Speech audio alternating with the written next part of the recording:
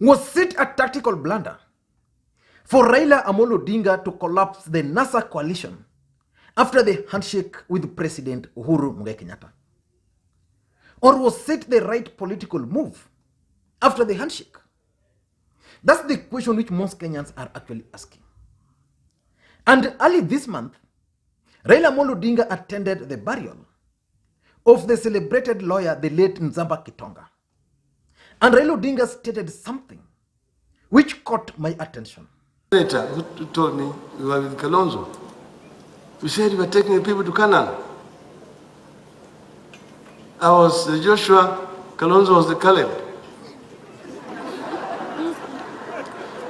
When we reached we left, we crossed the Red Sea, we toiled around the deserts of Sinai, and we are now on the banks of the River Jordan. Then we found crocodiles. Tukakuta mamba. Tukaluza Kalonzo tufanye namna gani? Tukahangaika sana, tukarudi milima mingine inaitwa Uhuru Park. Baadaye tukakuta kama Uhuru vilevile anahangaika pandeli. Hata yeye vilevile anataka kuvuka na watu yake kuingia Canaan. Tukaongea tukasema basi tujenge madaraja ndio tuvuke naye mto Jordan tuingie wapi? Sababu inaitwa Building Bridges Initiative. So we're building bridges to get our people to Canaan. It's fine. Nobody is talking about 2022. You're saying Raila alisema nitafanya miaka mitano alafu nitawachia Kalonzo. Nimefanya miaka mitano.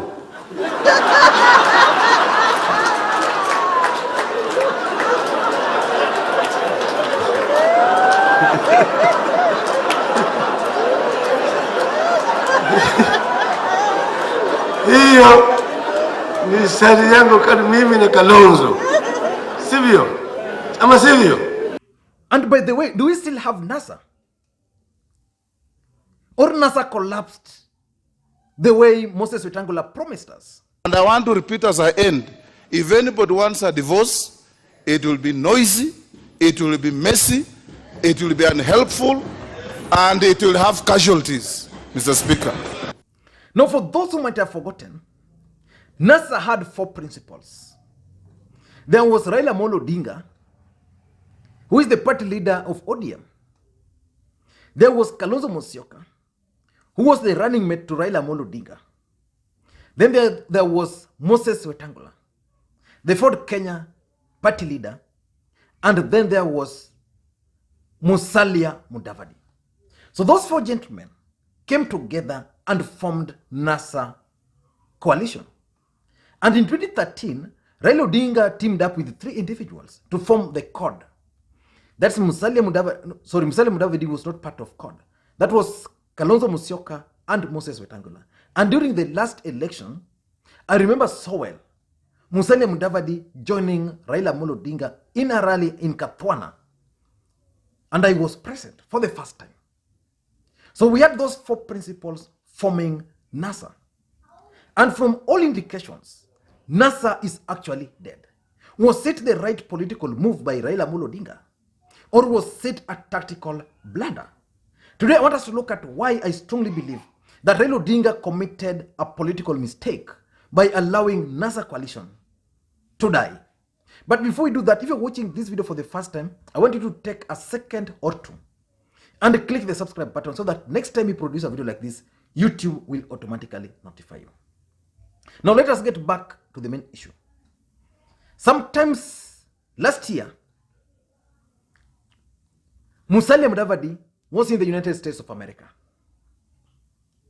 And Musalia Mudavadi revealed that Raila Odinga was actually forced with a handshake by foreign countries who are imposing visa restrictions on himself and his family.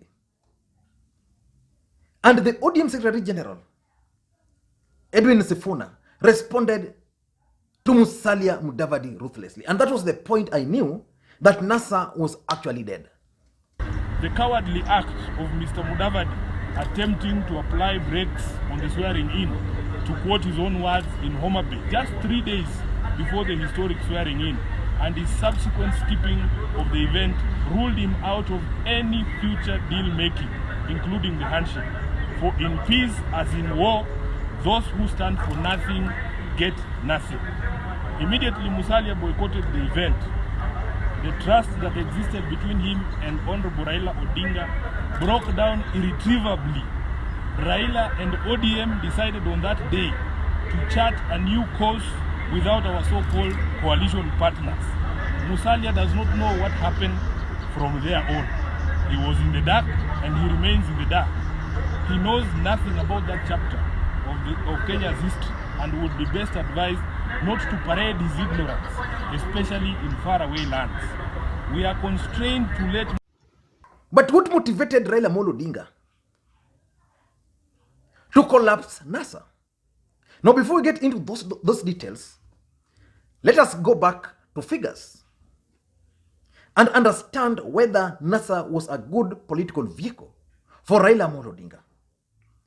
I wanted to ask you a simple question. Do you think Raila Odinga would have managed to get the kind of votes he got in Ukambani without Kalonzo Musyoka? What about Western? Now let's just use the figures. Let us use the figures. I have them somewhere here. In Ukambani, this is how Raila Odinga performed in the last election. In Kitui, because Ukambani has 3 counties, in Kitui County, Raila Odinga got 268,000 votes. Uhuru Kenyatta got 64,000 votes. So that was a clear win for Raila Amolo Odinga. In Machakos, Raila Odinga got 380,000 votes. Uhuru Kenyatta again got 82,000 votes. That was a clear win. You go to Makwiny.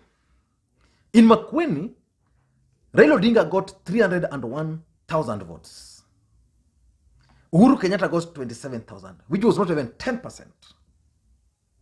Do you think Raila Odinga would have managed to get this kind of votes without Kalonzo Musyoka? And how is Raila Odinga going to cover for these votes should Kalonzo Musyoka decide to pursue his own political ambitions in 2022? Let's go to Western Kenya, how Raila Odinga performed. In Western Kenya, we have 4 counties. There is the Kakamega. In Kakamega, Raila Odinga garnered 483,000 votes. Uhuru Kenyatta garnered 63,000. So that's huge. In Vihiga, Raila Odinga garnered 179,000 votes. Uhuru Kenyatta managed only 18,000. That's around slightly 10%. In Bungoma, Raila Odinga garnered 240. In Bungoma, Raila Odinga garnered 284,000. Uhuru Kenyatta garnered 126,000 votes. In Busia, Raila Odinga garnered 239 votes. Uhuru Kenyatta garnered 34,000. So that's how they performed. Raila Odinga performed against Uhuru Kenyatta in 2017. But do you think Raila Odinga would have managed to get this kind of votes in Western Kenya without Musalia Mudavadi and without Moses Wetangula? I don't want to talk about Moses Wetangula much because in Bungoma, Raila Odinga garnered 284,000, Uhuru 126. And that's the stronghold of Moses Wetangula. For us to understand whether Raila Odinga would have managed these votes, let us go to 2013. In 2013, Musalia Mudavadi contested for the presidency. Uhuru Kenyatta contested for the presidency and Raila Odinga contested for the presidency. Let us check if Musalia Mudavadi actually delivered some votes to Raila Amolo Odinga in 2017 when he was not contesting. In Kakamega in 2013, Raila Odinga garnered 303,000 votes. Musalia Mudavadi garnered 144,000. In 2017, Uhuru Kenyatta garnered 63,000 votes. So which means in 2017, there are people who voted for Musalia Mudavadi in Kakamega, but in 2017, they decided now, because Musalia Mudavadi was supporting Raila Odinga, to vote for Raila Amolo Odinga. They were around 80-something thousand. In Vihiga, Raila Odinga garnered 77,000 in 2013, and Musalia Mudavadi garnered 82,000, which means Musalia Mudavadi actually defeated Raila Odinga in Vihiga by around 5,000 votes. In 2017, Raila Odinga garnered 179,000. Uhuru garnered only 18,000, which means Musalia Mudavadi delivered Vihiga to Raila Odinga. In Busia, Raila Odinga garnered 189,000 in 2013. Musalia Mudavadi garnered 18,000. Again, if you come to Busia, Uhuru Kenyatta garnered 34,000 in the last election. So no much difference. But the impact and the influence of those two gentlemen, Kalonzo Musyoka and Musalia Mudavadi, on Raila Odinga's presidential bid in 2017 cannot be ignored. And the question is, what motivated Raila Odinga to collapse NASA? In my view, 3 reasons. The first thing is the handshake. Raila Odinga had hoped, or still hopes, that Central Kenya is going to support him. Let us look at the figures. How many numbers did Musalia Mudavadi deliver to Raila Odinga? Negligible. So that can be countered by just the delivery of one county in Central Kenya, Kiambu. What about Kalonzo Musyoka? Kalonzo Musyoka, in my view, is significant, his contribution to Raila Odinga, because of Nairobi and the coastal region. But is Central Kenya with Raila Odinga? Your guess is as good as mine. They are not embracing Raila Odinga as we speak. Uhuru Kenyatta is not going outside there to fully advocate for Raila Amolo Odinga. And that's why I'm saying it was a political blunder for Raila Amolo Odinga to allow himself to lose Ukambani, which delivered over 1 million votes to him, and gamble with Mount Kenya. Of course, if Uhuru was not going to run, there are certain people who voted for Uhuru Kenyatta because Uhuru Kenyatta alikuwa mtu wao. So those people will vote for Raila Amolo Odinga. But there are those who have decided they will not vote for Raila Amolo Odinga. But of course, you can't underrate the influence of Uhuru Kenyatta in Central Kenya and the larger Mount Kenya region. So he might not deliver 100%. But if he can deliver 30%, that would cover all these things we are talking about here. The second reason why I think Raila Odinga decided to collapse NASA was the system. He believed that with a handshake, he will now have leeway with the system. I don't know whether that's going to be achievable. Number 3 is Uhuru Kenyatta's endorsement. If Uhuru Kenyatta were to endorse Raila Amolo Odinga today publicly, then it will change the politics of this country completely. But as at now, Uhuru Kenyatta has not endorsed Raila Amolo Odinga. That's the reality. As at now, Uhuru has not taken Raila Odinga to Central Kenya or to the larger Mount Kenya region. And the third reason why Raila Odinga, I believe, collapsed NASA was the NASA agreement. And that's what Raila Odinga was alluding to when he attended the burial of Nzamba Kitonga. That NASA coalition agreement he had with Kalonzo Musyoka. Was Raila Odinga going to contest again? And now without NASA, he's not obligated to anyone, or he's not obligated to support anyone. But why do I think it was a political blunder? Number 1 is Central Kenya and the larger Mount Kenya region is not embracing Raila Amolo Odinga as things stand today. In politics, a lot of things can change, but they are yet to change for Raila Amolo Odinga in terms of the larger Mount Kenya region. So if you lose 1 million votes, Ukambani votes from Ukambani, then probably another 300,000 in Nairobi, then the spread at the coast, then you don't get the Central Kenya, then it was a political blunder.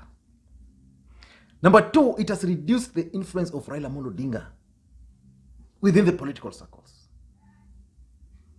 Initially, it would have been very difficult to ignore NASA Because you'll be ignoring Central Kenya. I mean, you'll be ignoring Ukambani, you'll be ignoring Nyanza, you'll be ignoring Coast, you'll be ignoring Western, and the rest. Today, William Ruto and his allies are claiming that Raila Odinga has lost ground. It's not because they've gained. It's because, like, if you go to Ukambani today, they're talking of Kalonzo rather than NASA. You go to Western, there are those people who voted for Musalia Mudavadi in 2013, and then in 2017, now voted for Raila Odinga. Those guys, like in Kakamega, they were around 80-something thousand. Those guys are now not with Raila Odinga, despite the rest being with Raila Odinga. So it has reduced its influence. Then it also provides, number 3, William Ruto with the opportunity to build alliances with some of these people. Because of betrayal, Kalonzo Musyoka might decide that I'm now not going to be running mate to Raila Odinga. What I'm going to do, I'm going to contest. If I'm not going to contest, I'm going to be the running mate to the deputy president, William Ruto, who has 1 feet already in State House. If that will not work for the DP, he can then decide to go for an alliance with Musalia Mudavadi, and even with Moses Wetangula. So in short, I strongly believe that it was a political blunder for Raila Odinga to agree to collapse NASA. There was a way he could have managed the NASA alliance even as he pursued the handshake. Let me hear your thoughts on this matter. And if you're watching this video for the first time, please take a second and click subscribe button. Thank you guys, and please may you have a good day.